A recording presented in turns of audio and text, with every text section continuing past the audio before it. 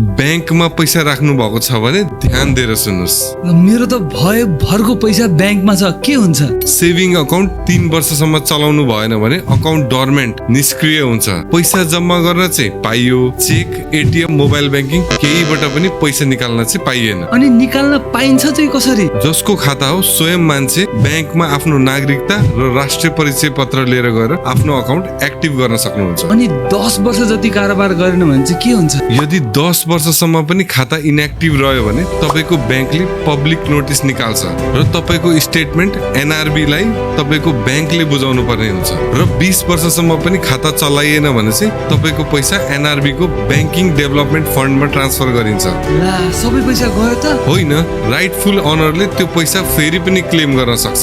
नेपालमा चाहिँ ब्याङ्कमा राखेको पैसा डुबिहाल्ने भन्ने चाहिँ हुँदैन, क्लेम गर्न मिल्छ। भनेपछि पैसा क्लेम गर्ने, पैसा निकाल्ने, अनि बजार जाने र याचु हेयर ओइल किन्ने होइन? जेमा पनि एड घुसाउने तपाईँ